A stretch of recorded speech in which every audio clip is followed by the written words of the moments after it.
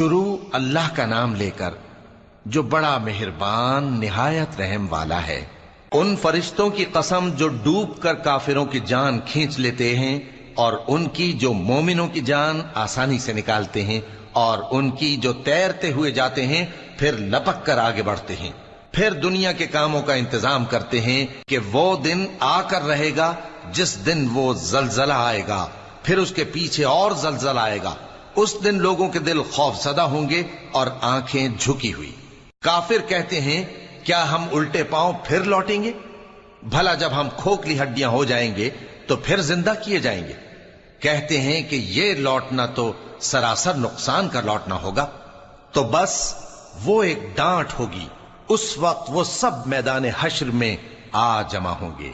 بھلا تم کو موسیٰ کی حکایت پہنچی ہے جب ان کے پروردگار نے ان کو پاک میدان یعنی طویٰ میں پکارا اور حکم دیا کہ فرعون کے پاس جاؤ کہ وہ سرکش ہو رہا ہے، پھر اس سے کہو کہ کیا تو چاہتا ہے کہ پاک ہو جائے اور میں تجھے تیرے پروردگار کا رستہ بتاؤں تاکہ تجھ کو خوف پیدا ہو؟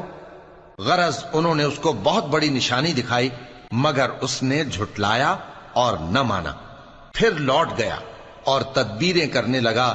سو اس نے لوگوں کو اکٹھا کیا، پھر بلند آواز سے بولا، سو کہنے لگا کہ تمہارا سب سے بڑا مالک میں ہوں۔ تو اللہ نے اس کو دنیا اور آخرت دونوں کے عذاب میں پکڑ لیا۔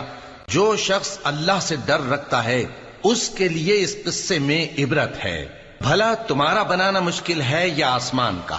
اللہ نے اس کو بنایا، اس کی چھت کو اونچا کیا، پھر اسے برابر کر دیا، اور اسی نے رات تاریک بنائی اور دن کو دھوپ نکالی، اور اس کے بعد زمین کو پھیلا دیا۔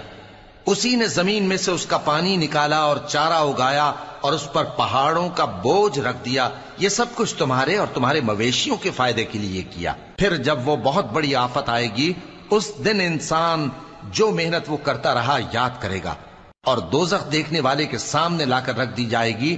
اب جس نے سرکشی کی اور دنیا کی زندگی کو مقدم رکھا تو اس کا ٹھکانہ دوزخ ہی ہے، اور جو اپنے پروردگار کے سامنے کھڑے ہونے سے ڈرتا اور نفس کو بیجا خواہشوں سے روکتا رہا تو اس کا ٹھکانہ بہشت ہی ہے۔ اے پیغمبر صلی اللہ علیہ وآلہ وسلم، لوگ تم سے قیامت کے بارے میں پوچھتے ہیں کہ اس کی آمد کب ہے، سو تم اس کے ذکر کی طرف سے کس فکر میں ہو؟ اس کا منتہا یعنی واقع ہونے کا وقت تمہارے پروردگار ہی کو معلوم ہے۔ جو شخص اس سے ڈر رکھتا ہے تم تو اسی کو ڈر سنانے والے ہو۔ جب وہ اس کو دیکھیں گے تو ایسا خیال کریں گے کہ گویا دنیا میں صرف ایک شام یا ایک صبح رہے